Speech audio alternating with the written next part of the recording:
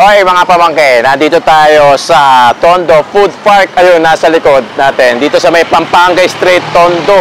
District 2 actually. Nag-aati kasi sa dalawang distrito yun. Isang District 1 at isang District 2. Ito yung nasa District 2. At ang titirahin natin ngayon, bago pa matira pa na iba, itong Shokunin Ramen dito sa may second floor.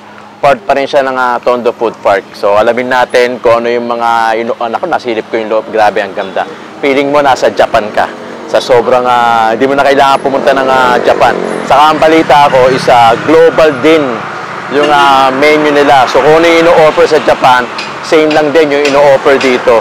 So alamin natin, akyatin natin dito sa may Tondo Food Court second floor. Alamin natin yung Shokunin Ramen Ba.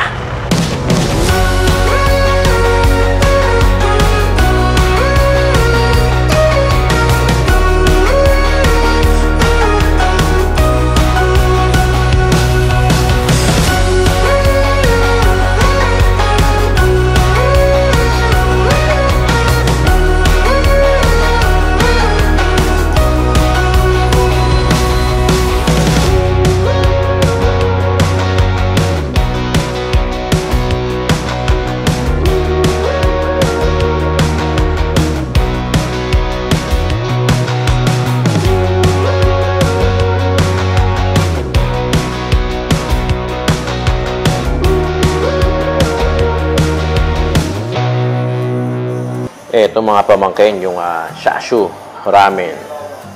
So ito yung tinorch kanina. Tapos merong egg, tinan mo naman. Tapos merong mga gulay-gulay dito. Tapos syempre yung ramen. So ang halaga nito is 299. Isa to sa mga bestseller ng Shokunin Ramen. Kompleto yan. So ito yung pinaka-meat. Tapos meron din siyang egg. Yung ramen mismo, saka yung sabaw. Solid, diba? Ito naman mga pamangkin yung cheesy katsu. So meron dalawang cheese yung nilagay kanina. Tapos tinorch yung pinaka isang cheese. Tapos merong liquid na cheese. Tapos syempre yung tonkatsu. Tapos yung rice sa ilalim. Tapos may konting halamang ligaw. Tapos syempre yung tempura na alam naman natin na ito talaga ang binabalik-balikan sa mga buffet. Tapos merong ayan o. Ano to? Yung puti?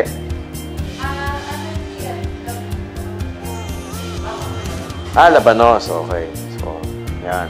Tapos syempre, wag yung kalimutan yung gyoza natin. Yung tempura pala. Magkano tong tempura? 4 pieces. 229. Tapos syempre yung gyoza natin. Ito yung kanina na nakita nyo.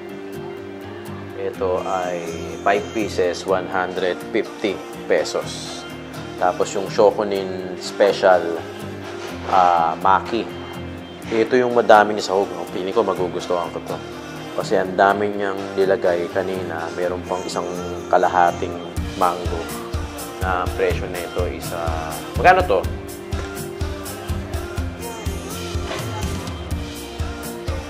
$230. Yun. Okay, 230. Isang buong ganyan. Yung kanina nakita nyo sa picture. Okay. Siyempre, mga pamangkin, Shokunin Ramen Ba. Dito yan located sa Tondo Food Court. Food Park pala. Dito sa may Pampanga Street. Ang pinaka... Actually, makikita naman siya sa sa Waze. Pero ang pinaka... ipin nyo yung Pampanga Market dito sa Pampanga Street. Makikita nyo na sa second floor yung Shokunin Ramen Ba. Siyempre, tikman natin yung ramen.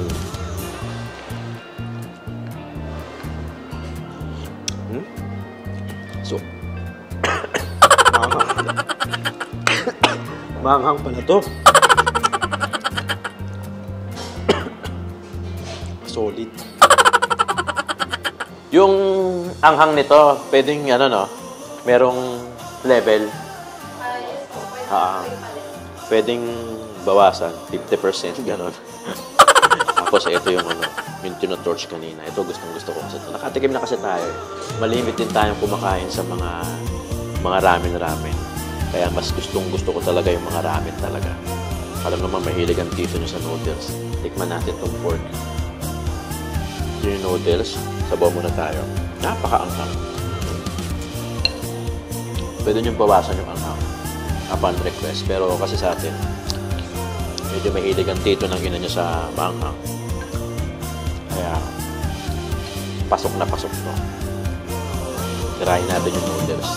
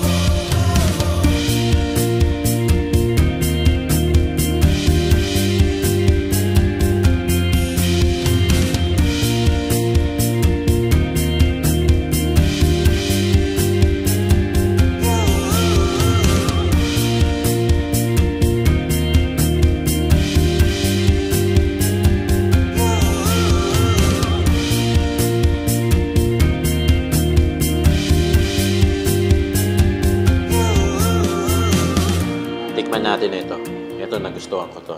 For sure magugustuhan din to ng mga pamangkin natin kasi nakita nyo yung B-roll kanina. Ang daming topics na nilagay sa ibabaw kasama na yung buong kalahating ano ba to? Mangga. Ayan oh. Tingnan mo kasi oh. Grabe oh. Shit.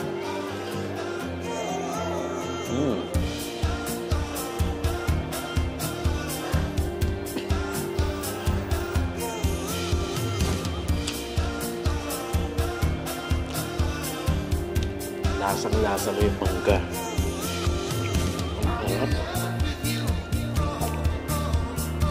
Alam niyo mga pamangkin, dati hindi ako mahilig sa ano eh.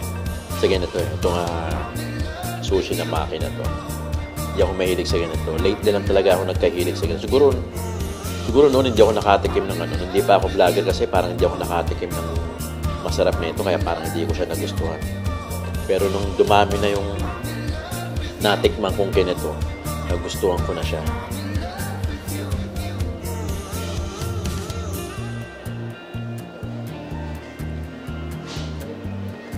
Ang sarap. Good. Try natin yung gyoza mga pamangkin. Ito medyo hindi lang ako fan ng ano eh. Hindi lang ako fan ng gyoza pero subukan natin. Merong ganun eh mga pamangkin. Yung hindi lahat gusto mo. Merong iba na hindi mo siya gusto masyado.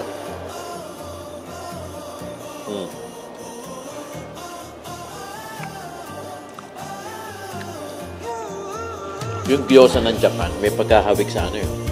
Sa parang mga ano, xiaolongbao. Na dry Kasi di ba dalawa yung xiaolongbao. Merong sabaw sa loob. Pwedeng wala.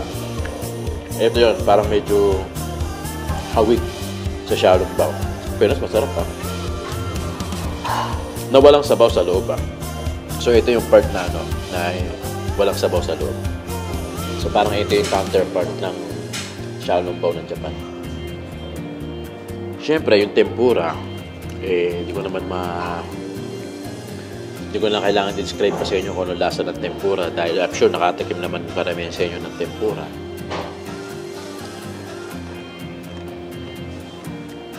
In fairness, buo yung shrimp na.